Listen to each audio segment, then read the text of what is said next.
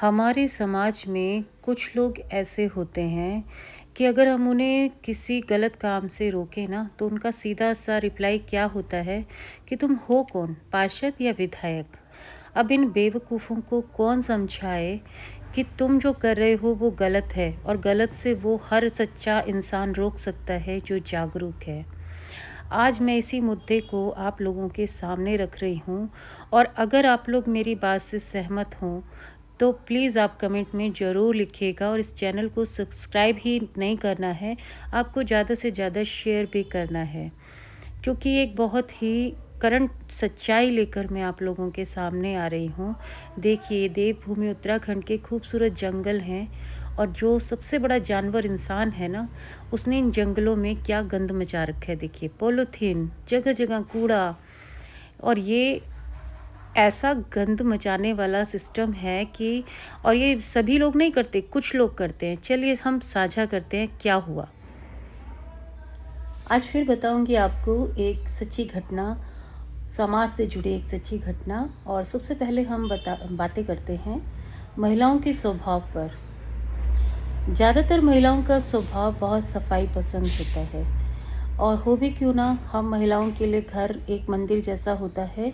और जब हम अपने घर के कोने को खुद से सजाते संवारते हैं तो हमें ज़रा भी बर्दाश्त नहीं होता है कि घर के साफ सफाई में कोई समझौता।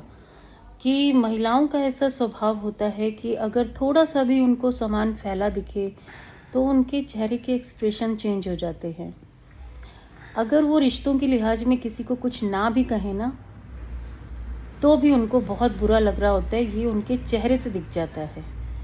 और महिलाओं का ये जो सफाई पसंद स्वभाव होता है, ये आप किसी भी महिला के घर जाइए, आपको करीने से रखी हर चीज़ मिलेगी। और अगर उसके घर में बाकी सदस्य नहीं हैं तो हर चीज़ सुव्यवस्थित मिलेगी। उसका रीज़न ये होता है कि जब घर के बाकी सदस्य अपने अपने काम पर चले जाते हैं, जो घर के पुरुष होते हैं, बच्चे अपने कामों पे चले जाएं या स्कूल कॉलेज चले जाएं, तो महिलाएं सबसे पहले आपने नोटिस किया होगा वो सफाई पे फोकस करती हैं।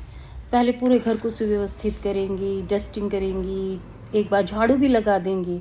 मतलब कुल मिला के in short I mean to say that कि एक्सट्रीमली सफाई के लिए जागरूक होती हैं हम महिलाएं। अब मैं बात करती हूँ, उस बात पे आती हूँ जिसके लिए मैं ये वीडियो बना रही हूँ। इतनी सफाई पसंद होती हैं हम महिलाएं और मैंने देखा है कुछ महिलाओं को रात के अंधेरे में अपने घर का जो कूड़ा कचरा होता है ना, उसको अपने घर से बाहर किसी खाली प्लॉट में डालते हुए, जंगलात में डालते हुए। मतलब ये कौन सा सफाई का कीड़ा है कि आपका घर तो करीने से होना चाहिए, घर में तो आपको एक जरा सा कचरा भी बर्दाश्त नहीं होगा क्योंकि आप महिला हैं, सफाई पसंद हैं। लेकिन वही महिलाएं रात के अंधेरे में डाल देती हैं अपने घर का समेटा हुआ कूड़ा कचरा।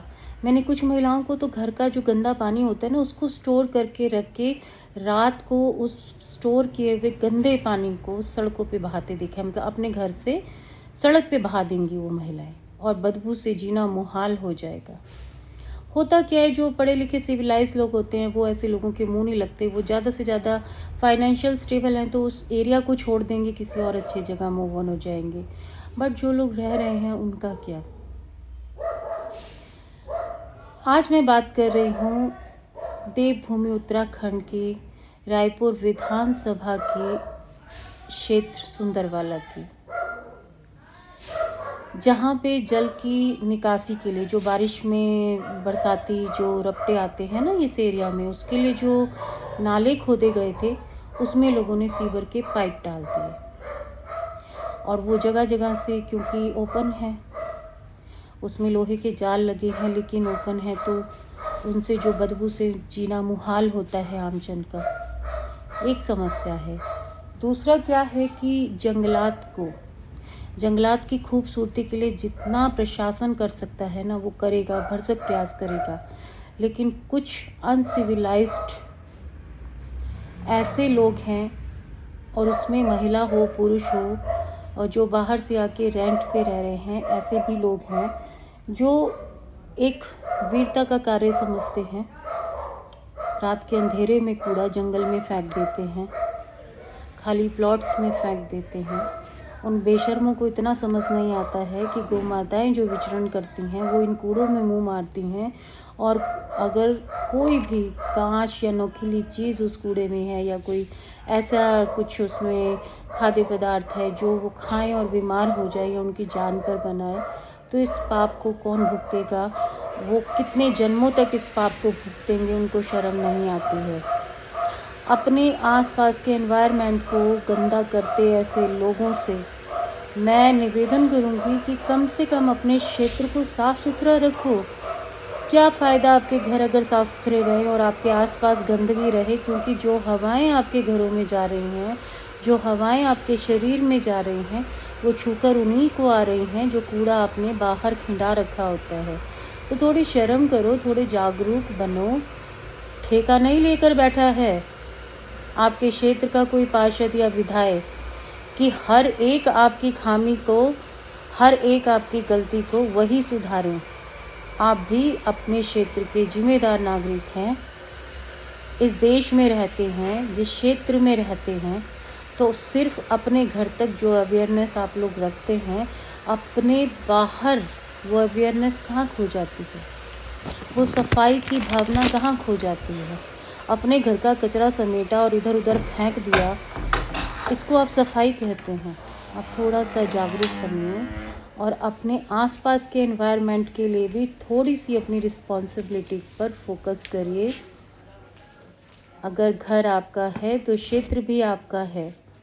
अपने आसपास के खूबसूरत एनवायरनमेंट को, जहाँ शाम को वृद्ध बच्चे, बूढ़े वृद्ध जन घूमते हैं, छोटे बच्चे खेलते हैं, माताएं बहनें वॉक करती हैं, वहाँ कुछ भाई बहन इतना गंद मचा देते हैं, इतना कूड़ा कचरा कर देते हैं कि ऐसे लगता है कि जंगलात में सबसे बड़ा जानवर इंसान ही है। जंगलों में कूड़ा कचरा फैलाने वाला सबसे बड़ा बेहुदा जानवर इंसान है, क्योंकि देखा है जानवरों को कभी जंगल की खूबसूरती में खनन डालते हुए? कोई खलल डलता है किसी जानवर से? आप लोग सबसे बड़े जानवर हैं जो जंगलों में कूड़ा फेंक के पूरे जंगल की शोभा को तहस नहस कर देते हैं। किसी भी समस्या के समाधान के लिए कोई कार्य किया जाए तो उसमें आप लोग अपना निजी स्वार्थ देखते हैं। जो बरसाती नालों के लिए जो पाइप डले, उसमें आप लोगों ने गंदे अपने सीवर के पाइप डाल दिए।